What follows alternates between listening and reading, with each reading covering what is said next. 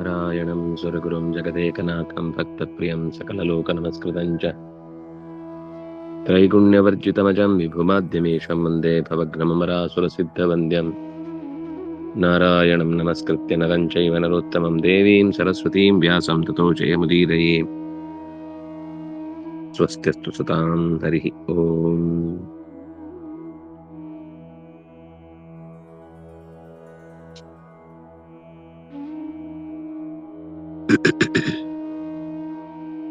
ಬಹಿರಂತಶ್ಚ ಭೂತಾನಾಂ ಅಚರಂ ಚರಮೇವ ಚ ಸೂಕ್ಷ್ಮತ್ವಾತ್ ತದವಿಜ್ಞೇಯಂ ದೂರಸ್ಥಂ ಚಾಂತಿಕೆ ಚ ತತ್ ಅವಿಭಕ್ತಂ ಚ ಭೂತೇಷು ವಿಭಕ್ತಮಿವ ಚ ಸ್ಥಿತಂ ಭೂತಭರ್ತೃ ಚ ತಜ್ಞೇಯಂ ಗ್ರಸಿಷ್ಣು ಪ್ರಭವಿಷ್ಣು ಚ.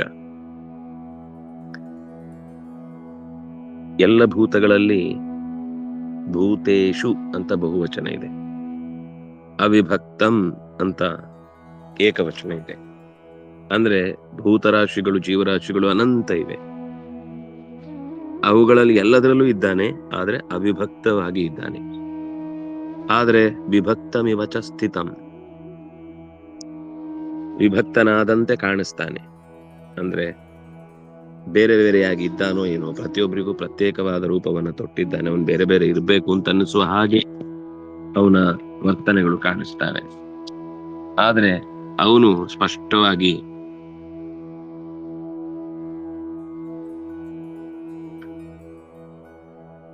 ವಿಭಕ್ತಮಿವ ಚ ಸ್ಥಿತಂ, ಅವನು ವಿಭಕ್ತನಾಗಿಯೇ ಇದ್ದಾನೆ.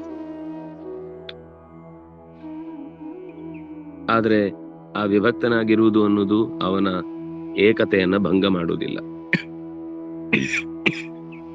ಒಂದಕ್ಕಿಂತ ಒಂದರಲ್ಲಿ ವೈಶಿಷ್ಟ್ಯಗಳು ತುಂಬಿದ್ರು ಕೂಡ ಅದು ಒಂದಕ್ಕಿಂತ ಒಂದು ಭಿನ್ನ ಅಲ್ಲ. ಭೂತ ಭರ್ತೃ, ಸಮಸ್ತ ಭೂತರಾಶಿಗಳ ಒಡೆಯ ಅಂತ ಅದನ್ನ ತಜ್ಞೇಯಂ, ಅವನು ಗ್ರಸಿಷ್ಣು, ಎಲ್ಲವನ್ನೂ ಗ್ರಾಸ, ನುಂಗುವವನು, ಎಲ್ಲವನ್ನೂ ಗ್ರಹಣ ಮಾಡಿ ಸ್ವೀಕಾರ ಮಾಡುವವನು. ಪ್ರಭವಿಷ್ಣು ಚ, ಪ್ರಭವಿಷ್ಣು ಅಂದ್ರೆ ಮತ್ತೆ ವಾಪಸ್ಸು ತರುವವನು. ಕೆಲವರಿಗೆ ನುಂಗ್ಲಿಕ್ಕೆ ಬರುತ್ತೆ, ತೆಗೆದಿಡ್ಲಿಕ್ಕೆ ಬರಲ್ಲ ವಾಪಸ್. ಅಂದ್ರೆ ಸೃಷ್ಟಿಯಾದ ಮೇಲೆ ಅದನ್ನ ಪೂರ್ತಿಯಾಗಿ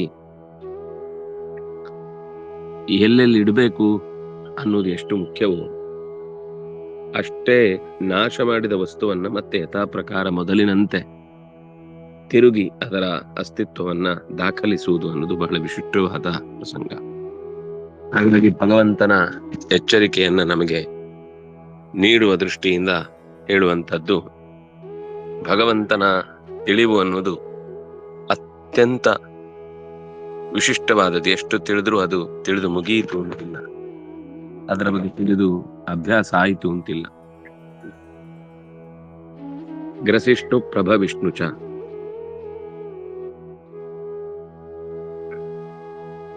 ಜ್ಯೋತಿಷಾಮಪಿ ತಜ್ಜ್ಯೋತಿಃ ತಮಸಃ ಪರಮುಚ್ಯತೆ. ಜ್ಯೋತಿಷಾಮಪಿ, ಸಮಸ್ತ ಜೀವರಾಶಿಗಳ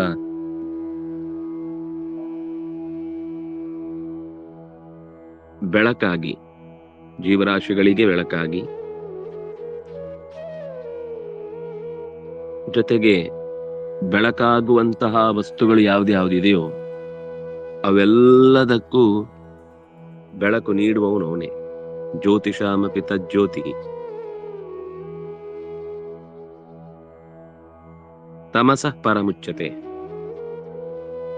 ಆದ್ರೆ ಅದು ತಮಸಃ ಪರಂ. ತಮಸಃ ಪರಂ ಅಂದ್ರೆ ನಾವು ಲೋಕದಲ್ಲಿ ನೋಡುವ ಎಲ್ಲಾ ತರದ ಏನೇನು ಅಜ್ಞಾನ ಇರಬಹುದು, ದುಃಖ ಇರಬಹುದು, ಮುದಿತನ ಇರಬಹುದು, ಕಳೆದುಕೊಳ್ಳುವಿಕೆ ಇರಬಹುದು, ಮರ್ತೋಗುದಿರ್ಬೋದು, ಅವ್ಯವಸ್ಥೆ ಆಗುದಿರ್ಬೋದು, ಕೊರತೆ ಆಗ್ಬಹುದು, ಕಷ್ಟ ಆಗುದಿರ್ಬೋದು, ಕಡಿಮೆ ಆಗುದಿರ್ಬೋದು, ಹೆಚ್ಚಾಗುದಿರ್ಬೋದು, ಈ ತರದ ಏನೇನು ತಮಸ್ಸುಗಳಿವೆಯೋ ಆ ಎಲ್ಲಾ ತಮಸ್ಸುಗಳನ್ನು ಮೀರಿದವನು ತಮಸಃ ಪರಂ. ಪರಂ ಅಂದ್ರೆ ಆಚೆಗಿರುವವನು. ತಮಸಃ ಪರಂ ಉಚ್ಯತೆ. ಜ್ಯೋತಿಷಾಮಪಿ ತಜ್ಜ್ಯೋತಿಃ, ಜ್ಯೋತಿಷಾಮಪಿ ಜ್ಯೋತಿಷ್ಯಗಳಿಗೂ ಆತ ಜ್ಯೋತಿಸ್ಸು ಆಗಿದ್ದಾನೆ ಅಷ್ಟೇ ಅಲ್ಲ, ಪ್ರತಿಯೊಂದು ವಸ್ತುವಿನ ನೈಜ ಚಿತ್ರಣವನ್ನ ಜಗತ್ತಿಗೆ ಕೊಡುವವನು ಅವನೇ ಆಗಿದ್ದಾನೆ. ಭೂತ ಭರ್ತೃಚ ತಜ್ಞೇಯಂ ಅಂತ ಹೇಳಿ, ತಜ್ಞೇಯಂ ಅನ್ನುವ ಶಬ್ದದಲ್ಲಿ ತಿಳಿಯಬೇಕಾದವನು ಅವನೇ, ಎಲ್ಲ ರೀತಿಯಿಂದಲೂ ಪರಿಪೂರ್ಣವಾಗಿ ತಿಳಿಯಲ್ಪಡಬೇಕಾದವನು ಅವನೇ. ಅದಕ್ಕೇನೇನು ಅಂತ ಇಷ್ಟು ವಿವರಗಳನ್ನ ಕೊಡ್ತಾ ಬಂದ್ರು. ಜ್ಞಾನಂ ಜ್ಞೇಯಂ ಜ್ಞಾನಗಮ್ಯಂ ಹೃದಿ ಸರ್ವಸ್ಯ ವಿಷ್ಠಿತಂ. ಜ್ಞಾನ ತಿಳಿಯಬೇಕಾದವ, ಅರಿವು ಅಂದ್ರೆ ತಿಳಿವು. ಯಾರ ಬಗ್ಗೆ ತಿಳಿವೋ ಅವನು ಜ್ಞೇಯ. ಅವನನ್ನ ತಿಳಿಲಿಕ್ಕೆ ಅಂದ್ರೆ ಈ ಜ್ಞಾನವನ್ನ, ಯಾವುದು ಜ್ಞೇಯವೋ ಅದರ ಜ್ಞಾನವನ್ನ ಪಡಿಲಿಕ್ಕಿರುವ ದಾರಿ ಜ್ಞಾನ ಸಾಧನ, ಅದು ಜ್ಞಾನ ಗಮ್ಯ. ಜ್ಞಾನದಿಂದಲೇ ಗಮ್ಯನಾದವನು ಹೊರತು ಅವನು ಜ್ಞಾನನೂ ಹೌದು, ಜ್ಞೇಯನೂ ಹೌದು, ಜ್ಞಾನ ಗಮ್ಯನೂ ಹೌದು. ಬಹಳ ಚಂದ. ಅರಿವು ಅವನದ್ದೇ, ಅವನೇ ಆ ಅರಿವಿನಿಂದ ಗೊತ್ತಾಗುವವನು, ಮತ್ತು ಆ ಅರಿವು ಗೊತ್ತಾಗ್ಲಿಕ್ಕೆ ಕಾರಣನಾದವನು ಕೂಡ ಅವನೇ. ಆ ಜ್ಞಾನದಿಂದಲೇ ಗಮ್ಯ. ಮುಟ್ಟುವಂಥದ್ದು, ಮುಟ್ಟುವ ದಾರಿ, ಮುಟ್ಟಬೇಕಾದ್ದು ಅಂದ್ರೆ ಯಾವುದರಿಂದ ಮುಟ್ಲಿಕ್ಕಾಗುತ್ತೋ ಜ್ಞಾನ, ಮುಟ್ಲಿಕ್ಕಿರುವ ದಾರಿ ಗಮ್ಯ, ಮುಟ್ಟಬೇಕಾದ ವಸ್ತು ಜ್ಞೇಯ. ಮೂರು ಅವನೇ. ಇದು ಸರ್ವಸ್ಯ ಹೃದಯ ವಿಷ್ಠಿತಂ.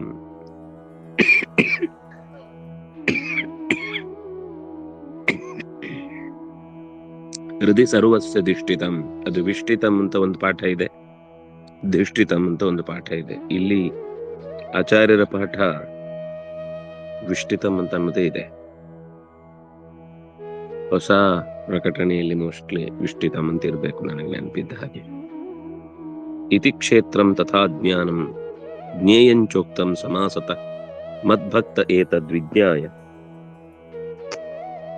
ಮದ್ಭಾವಾಯ ಉಪಪದ್ಯತೆ. ಇತಿ ಕ್ಷೇತ್ರಂ,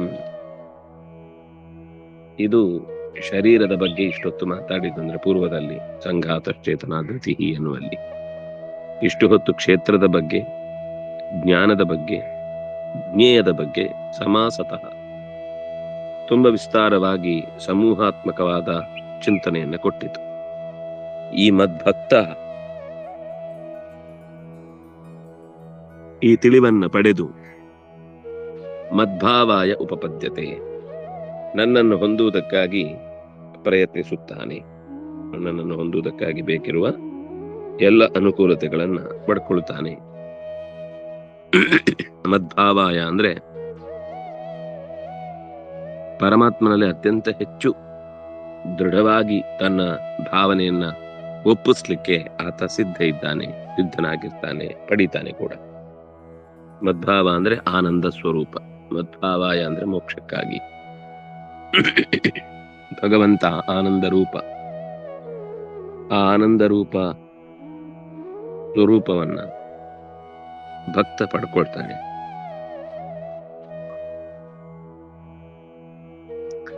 ಪ್ರಕೃತಿಂ ಪುರುಷಂ ಚೈವ ವಿದ್ಯನಾದಿ ಉಭಾವಪಿ ವಿಕಾರಾಂಚ ಗುಣಾಂಚೈವ ವಿದ್ಯೆ ಪ್ರಕೃತಿ ಸಂಭವಾನ್. ಪ್ರಕೃತಿ ಚೇತನ ಮತ್ತು ಜಡ ಪ್ರಕೃತಿ, ಪುರುಷ ಜೀವ ಮತ್ತು ಪರಮಾತ್ಮ, ಇವೆರಡೂ ಅನಾದಿ ನಿತ್ಯ. ಎರಡೂ ಕೂಡ ಅನೇಕ ರೀತಿಯ ವೈಶಿಷ್ಟ್ಯಗಳೊಂದಿಗೆ ಕೂಡಿದೆ.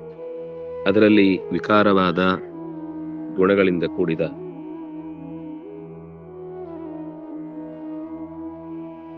ವಿಕಾರದಿಂದ ಕೂಡಿದ್ದು ಜಡ ಪ್ರಕೃತಿ, ಗುಣಗಳಿಂದ ಬದ್ಧನಾದದ್ದು ಜೀವ.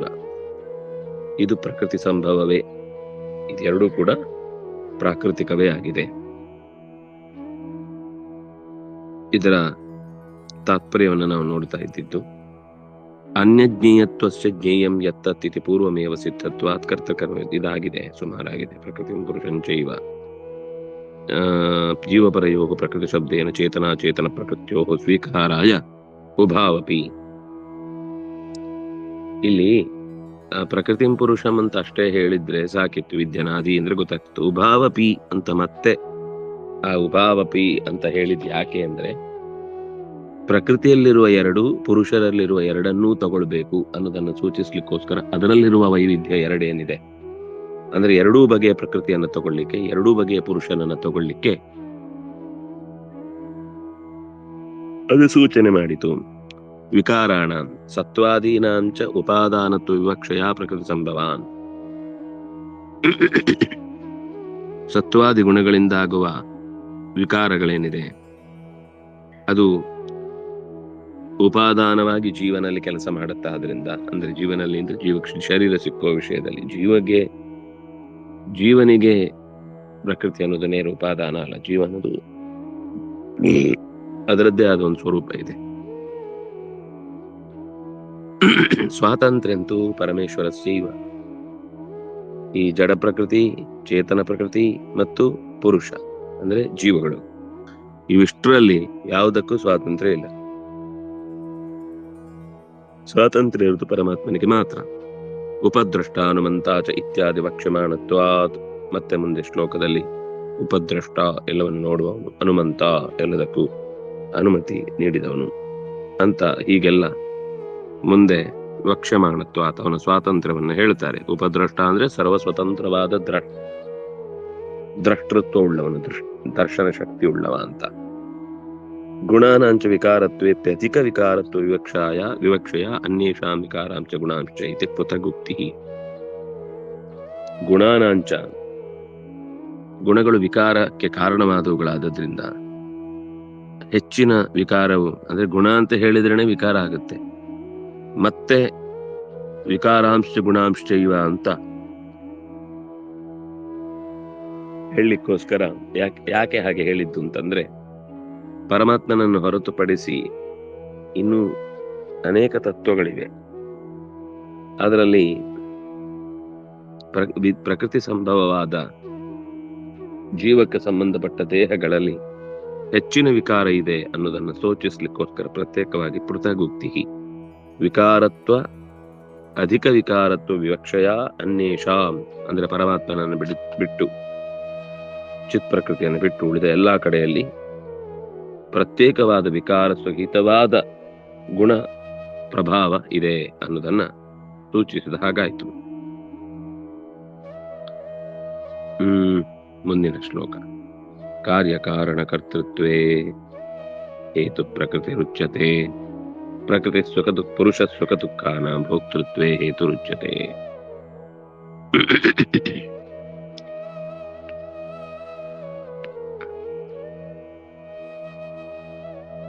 ಕಾರ್ಯಕಾರಣ ಕರ್ತೃತ್ವೇ, ಕಾರ್ಯ ಮತ್ತು ಕಾರಣ, ಇನ್ನು ಅದರ ಮುಖ್ಯ ವ್ಯಕ್ತಿ ಕರ್ತೃ. ಕೆಲಸಕ್ಕೆ ಸಾಧನ ಮತ್ತು ಆ ಕೆಲಸ ಮಾಡುವವನು. ಹೇಗೆ ಜ್ಞಾನ ಜ್ಞೇಯ ಜ್ಞಾನಗಮ್ಯ ಅಂತಿತ್ತೋ ಹಾಗೆ ಇನ್ನೊಂದು ರೀತಿಯಲ್ಲಿ ಇದರ ವಿಭಾಗ. ಕೆಲಸಕ್ಕೆ ಕಾರಣವಾದದ್ದು ಮತ್ತು ಕೆಲಸ ಮಾಡುವವನು, ಇದೆಲ್ಲದಕ್ಕೂ ಕಾರಣ ಪ್ರಕೃತಿ.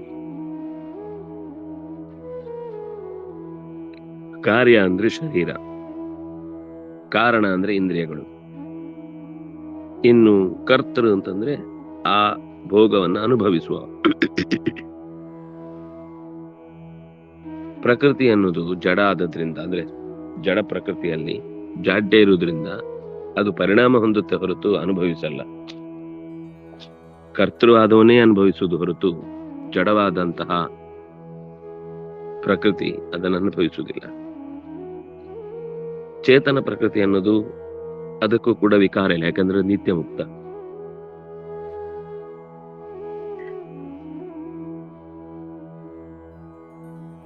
ಕಾರ್ಯಂ ಶರೀರಂ ಕಾರ್ಯಮುಚ್ಯತೆ ಇತ್ಯಭಿಧಾನ. ಕರಣಾನಿ ಇಂದ್ರಿಯಾಣಿ, ಕಣ್ಣು ಮೂಗು ಬಾಯಿ ಇತ್ಯಾದಿ ಅಲ್ಲ. ಭೋಗ ಅನುಭವ, ಸ್ವೀಕಾರ ಇಂದ್ರಿಯದಿಂದ ಭೋಗಗಳು, ಅದು ಅನುಭವ. ಯಾವ ಸಹಿ ಚಿದ್ರೂಪತ್ವಾದ ಅನುಭವತಿ. ಈ ಜೀವ ಚಿದ್ರೂಪನಾದದ್ರಿಂದ ಅಂದ್ರೆ ಜ್ಞಾನರೂಪನಾದದ್ರಿಂದ ಅವನಿಗೆ ಈ ಅನುಭವದ ಅವಶ್ಯಕತೆ ಇದೆ. ಅಂದ್ರೆ ಅನುಭವ ಅವನಿಗೆ ಆಗುತ್ತೆ. ಪ್ರಕೃತಿಷ್ಠ ಜಡತ್ವ ಪರಿಣಾಮಿನಿ.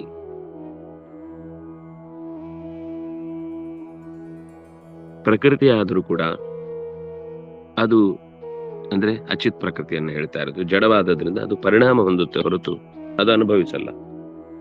ಕಾರ್ಯಕಾರಣ ಕರ್ತೃತ್ವೇ ಕಾರಣಂ ಪ್ರಕೃತಿಂ ವಿದು ಭೋಕ್ತೃತ್ವೇ ಸುಖ ದುಃಖಾನಾಂ ಪುರುಷ ಪ್ರಕೃತಿ ಪರಂ ಇತಿ ಭಾಗವತೆ. ಪುರುಷ ಸುಖ ದುಃಖಾನಾಂ ಭೋಕ್ತೃತ್ವೇ ಹೇತುರುಚ್ಯತೆ ಅಂತ ಮಾತು ಬಂತು. ಕಾರ್ಯಕಾರಣ ಕರ್ತೃತ್ವದಲ್ಲಿ, ಕರ್ತೃತ್ವ ಮೂಲ ವಿಷಯದಲ್ಲಿ ಪ್ರಕೃತಿಗೆ ಒಂದು ವಿಶಿಷ್ಟವಾದ ಸ್ಥಾನ ಇದೆ. ಪ್ರಕೃತಿ ಅನ್ನೋದು ಹೇತುವಾಗುತ್ತೆ. ಆದ್ರೆ ಭೋಕ್ತೃತ್ವೇ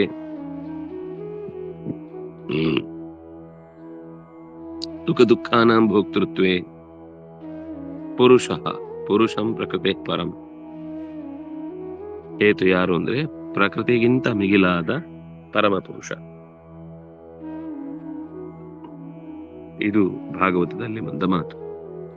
ಹಾಗಾಗಿ ಪರಮ ಭೋಕ್ತೃ ಪರಮಾತ್ಮ ಒಬ್ಬನೇ. ಜಡ ಪ್ರಕೃತಿಗಿಂತ ಜೀವ ಮೇಲೆ, ಚೇತನ ಪ್ರಕೃತಿಗಿಂತ ಪರಮಾತ್ಮ ಮೇಲೆ. ಜಡ ಪ್ರಕೃತಿಗಿಂತ ಮೇಲೆ ಆದ ಜೀವ ಶರೀರದ ಸಹಕಾರದಿಂದ ಉಣ್ಣುತ್ತಾನೆ. ಜೀವ ಯಾವುದಾದ್ರೂ ಸರಿ, ಉಣ್ಣುವುದು ಸಮಾನ. ಅದು ಹೆಣ್ಣು ಜೀವ ಆದ್ರೂ ಉಣ್ಣುವುದೇ, ಗಂಡು ಜೀವ ಆದ್ರೂ ಉಣ್ಣುವುದೇ. ಇಲ್ಲಿ ಭೋಕ್ತೃತ್ವಕ್ಕೆ ಲಿಂಗ ಮ್ಯಾಟರ್ ಆಗುದಿಲ್ಲ. ಸುಖ ದುಃಖ ಅನ್ನೋದು ಇಬ್ಬರಿಗೂ ಇದೆ, ಇಬ್ಬರಿಗೂ ಅನುಭವಕ್ಕೆ ಬಂದೇ ಬರುತ್ತೆ. ಆದ್ರೆ ಪರಮ ಭೋಕ್ತೃ ಯಾರು ಅಂದ್ರೆ ಪ್ರಕೃತಿಗಿಂತ ಪರನಾದ ಈ ಜಡ ಪ್ರಕೃತಿಯ ವ್ಯವಸ್ಥೆಯನ್ನ ಲೋಕದಲ್ಲಿ ನೋಡಿದ್ರೆ ಪುರುಷ ಅನ್ನೋದು ಅದಕ್ಕಿಂತ ಮಿಗಿಲು. ಇನ್ನು ಚೇತನ ಪ್ರಕೃತಿಯನ್ನು ನೋಡಿಸಿದಾಗ ಪರಮ ಪುರುಷನಾದ ನಾರಾಯಣ ಗಿರಿಯ. ಇಬ್ರು ಕೂಡ ಭೋಕ್ತೃ ಸುಖ ದುಃಖಗಳನ್ನು ಭೋಗಿಸ್ತಾರೆ. ಅದರಲ್ಲೂ ಜೀವ ಪರಮಾತ್ಮನ ಪ್ರೇರಣೆಯಿಂದ ಜೀವ ಈ ಶರೀರದಲ್ಲಿ ಭೋಗಗಳನ್ನು ಅನುಭವಿಸ್ತಾನೆ ಹೊರತು ಸ್ವತಃ ಅನುಭವಿಸುವನಲ್ಲ. ಪುರುಷ ಪ್ರಕೃತಿಸ್ಥೋ ಹಿ ಭುಂಕ್ತೆ ಪ್ರಕೃತಿಜಾನ್ ಗುಣಾನ್ ಕಾರಣಂ ಗುಣ ಸಂಗೋಸ್ಯ ಸತಸದ್ಯೋನಿ ಜನ್ಮಸು. ಪ್ರಕೃತಿಸ್ಥಃ ಪುರುಷ, ಈ ಶರೀರದ ಸಹಾಯವನ್ನ ಪಡೆದ ಜೀವ ಪ್ರಕೃತಿಜಾನ್ ಗುಣಾನ್, ಸತ್ವರಜತಮಸ್ಸು ಅನ್ನುವ ಪ್ರಕೃತಿಯಿಂದಲೇ ಹುಟ್ಟಿದ ಗುಣಗಳನ್ನ ಭುಂಕ್ತೆ, ಈಗ ಈ ಶರೀರದಲ್ಲಿ ಅವಮಾನವನ್ನು ಸುಖವನ್ನು ಅನುಭವಿಸ್ತಾನೆ. ಕಾರಣಂ ಗುಣಸಂಗೋಸ, ಯಾಕೆ ಅವನು ಅನುಭವಿಸ್ತಾನೆ ಅಂದ್ರೆ ಗುಣಸಂಗ ಅಸ್ಯ ಕಾರಣ ಸದಸದ್ಯೋನಿ ಜನ್ಮಸು. ಎಷ್ಟೋ ತರದ ಜನ್ಮಗಳಿವೆ, ಕೇವಲ ಮನುಷ್ಯನಾಗಿ ಹುಟ್ಟುವುದಲ್ಲ. ಪ್ರಾಣಿಗಳ, ಪಕ್ಷಿಗಳ ಅನಂತ ಪ್ರಪಂಚಕ್ಕೆ ಕಾರಣಭೂತವಾದ ಒಂದು ಶಕ್ತಿ ಇದೆ, ನಾಶ ಹೊಂದುವ ಒಂದು ಪ್ರವೃತ್ತಿ ಇದೆ. ಹಾಗಾಗಿ ಗುಣಸಂಗೋಸ್ಯ ಕಾರಣಂ ಅಂತ ಹೇಳಿದ್ದು ಅಸ್ಯ, ಈ ಶರೀರಸ್ಯ ಗುಣಸಂಗ ಕಾರಣಂ ಎಲ್ಲಿ ಸದಸದ್ಯೋನಿ ಜನ್ಮಸು.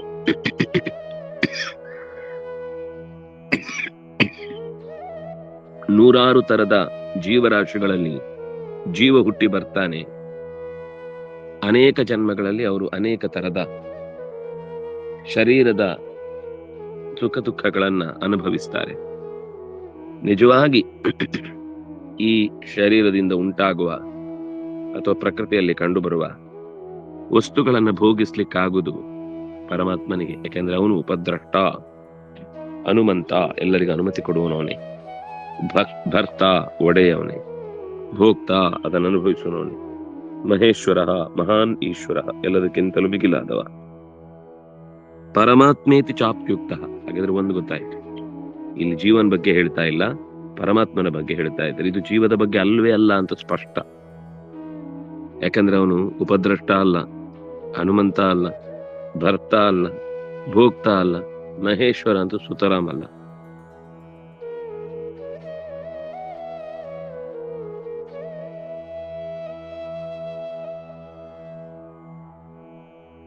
ಅಸ್ಮಿನ್ ದೇಹೆ ಪರಹ ಪುರುಷ ಪರಮಾತ್ಮ. ನೋಡಿ ಅದೆಷ್ಟು ಸ್ಪಷ್ಟ ಇದೆ. ಈ ಶರೀರದಲ್ಲಿರುವಂತಹ ಜೀವನ ಜೊತೆಗೆ ಮಹೇಶ್ವರನಾದ ಪರಮಾತ್ಮನ ಹೆಸರಿನಿಂದ ಅಪಿ ಅನ್ನೋ ಶಬ್ದದಿಂದ ಜೀವ ಇದ್ದಾನೆ, ಪರಮಾತ್ಮ ಅವನು ಕೂಡ ಒಬ್ಬ ಇದ್ದಾನೆ. ವಸ್ತುತಃ ಪರಮಾತ್ಮ ಇದ್ದಾನೆ, ಜೀವನೂ ಇದ್ದಾನೆ. ಜೀವ ಪರಮಾತ್ಮನ ಕರುಣೆಯಿಂದ ಇರುವುದು.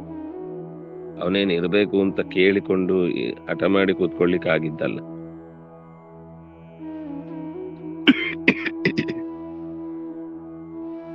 ಯತಶ್ಚ ಯದಿತ್ಯಾಹ ಉಪದ್ರಷ್ಟ ಹನುಮಂತ ಅನ್ವತು ವಿಶೇಷತೋ ನಿರೂಪಕಃ.